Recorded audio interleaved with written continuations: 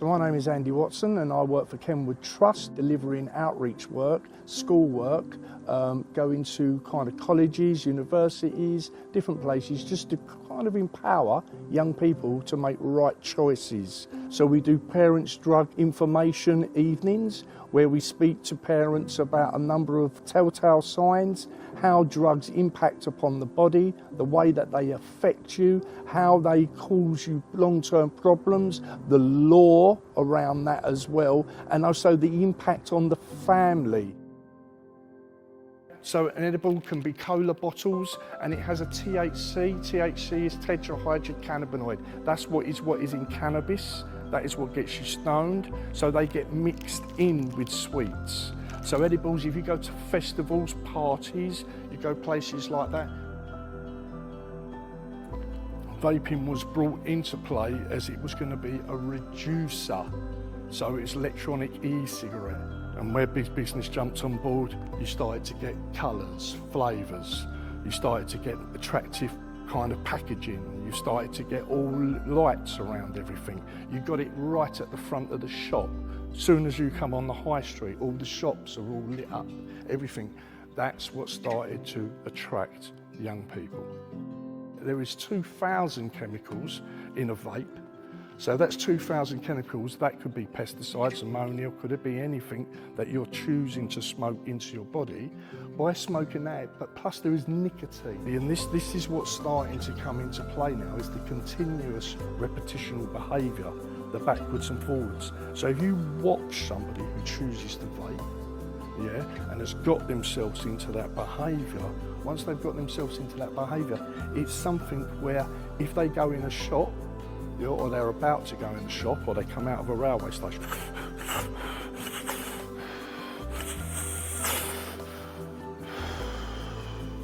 What that does to the body, that shocks the body.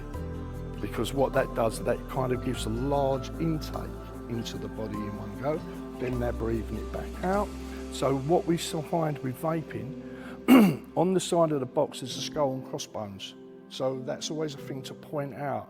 Yeah, if we speak about this, is actually this is a poisonous toxin. I say all over, it's a highly addictive substance. So when a young person gets into that behaviour of vaping, it's something that builds up over time. So where you tell about vaping, people always say, well, I don't know if they're vaping, because you can't hardly smell it or anything like that. See, what it is you sometimes can see redness around the person's lips.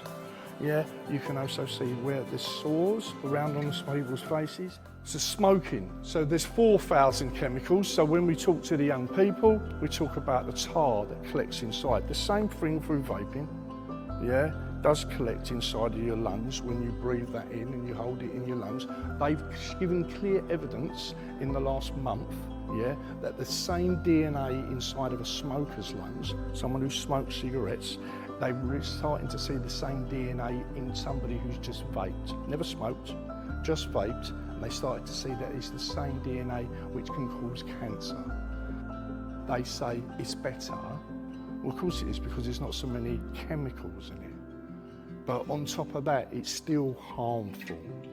Yeah, they're still harmful, because originally what it was brought out for was the electric cigarette, to help someone stop, cut down, reduce. Gets the vape. They smoke it, they shove it in their friend's direction. Or they say things like, what ain't you done that yet? What's the matter with you? What, you some kind of melt? What, ain't you done that? And then comes the peer pressure. We talk about energy drinks, where we talk a little bit around that there is, obviously an energy drink, as you would know, is a stimulant. So drugs work in 4 areas. Drugs will always work as a stimulant, a depressant, an hallucinogenic, or an analgesic. They are the 4 areas. There's thousands of drugs, yeah. I probably couldn't mention all the thousands of drugs, yeah, but there's loads. And what happens, drugs are always being added to all the time. So there's always different drugs coming into play, and that different drug which comes into play. Now, obviously an energy drink, you've got to be 16 years of age to buy an energy drink. But secondly, on top of that, when you open an energy and you start to drink an energy drink, obviously it has to kind of understanding that it starts to give you as a place of where you become in an area where you would become hyper. So you would see this with a young person. What we have issues with is young people coming to school, young people drinking lots of energy drinks. You only need to go on the internet and you can start to see about some young people in university, in colleges, where they've drunk too many energy drinks, especially around exam times when they've tried to keep alert or they've tried to keep awake around things. It can give you heart palpitations, it can make you feel quite shaky, it can make you feel quite nervous if you excess in drinking it. We talk about alcohol. Alcohol's readily available in the house, so you only have to think about alcohol where it is in the house.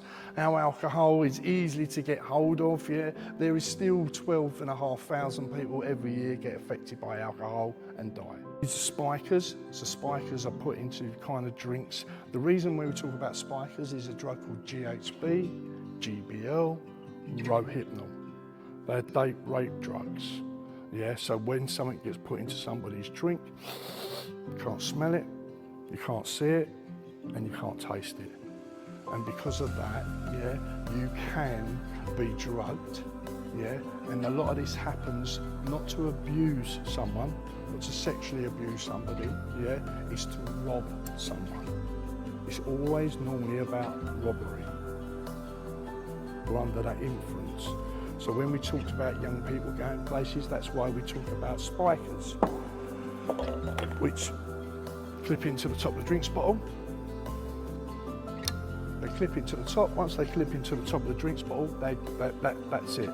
But what it does, it lessens the chances. So sometimes you see community police, you see officers, you see people. So it's always good to have that spiking conversation about keeping safe around that stuff.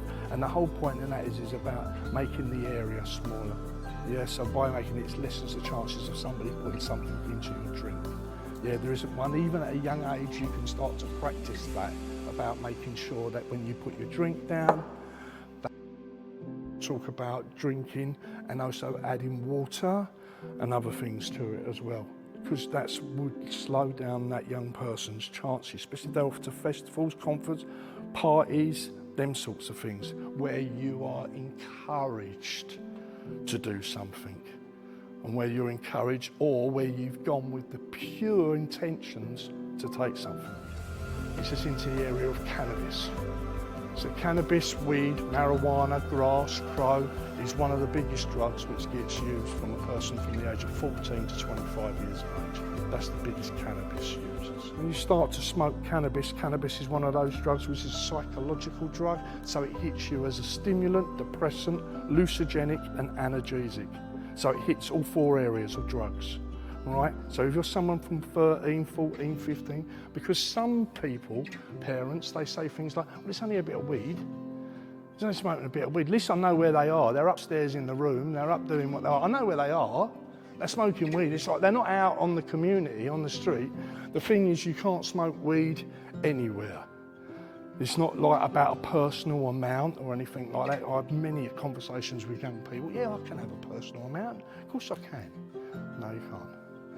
It's illegal, it's a Class B drug. Canisters, gas. So what you see over time, there was a period when most places you went, yeah, car parks, walking the dog, going off over the park, going in fields, you would see things like this, yeah? Now, under the Antisocial Behaviour Act of 2016, yeah, this is now a Class C. It's a Class B drug, so it's a veterinary drug. That's where it's actually where it's in. So a veterinary drug, if you take enough of it, it will knock out an elephant.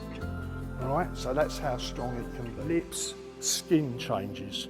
So faces in the eyes start to change, the skin changes, and you will definitely have a mark around the face and on the lips from where the person's been doing this. Also, there is an issue around coughing blood. There's an issue around where the blood gets coughed because the gas goes into the lung starts to fill. If you choose to make them choices, and we always talk about choices. Yeah, it's not don't do this, don't do that, you know, it's the choice. And the choice of the consequence of your actions. Tell signs, you know, when I look back and I think, You know, Will was a boxer, he used to box for Canterbury, and he started neglecting his hobbies. He started to go out more, which was unheard of, Will liked being at home. He started lying to me about who he was going out with. And it's really subtle, really tiny subtle things. But all of this led to this one night of giving it a go.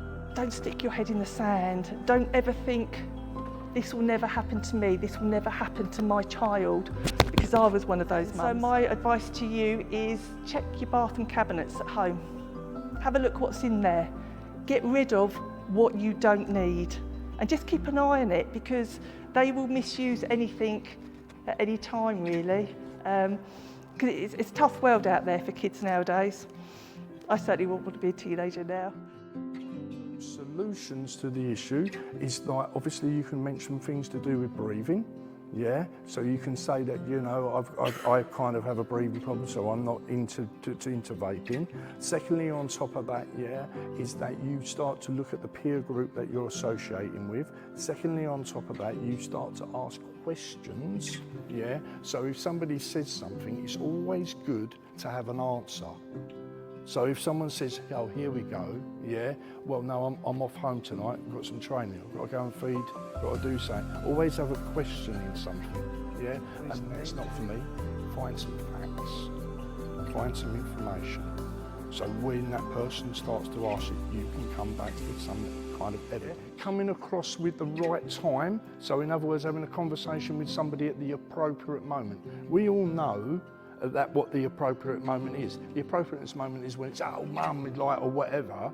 The appropriate moment is when there's that opportunity. Sometimes the moments is when somebody's sitting in a car with you. Yeah, there's little moments where just things can just sort of strike up that conversation. And where I always talk about is the choices, the consequences of making the right choice.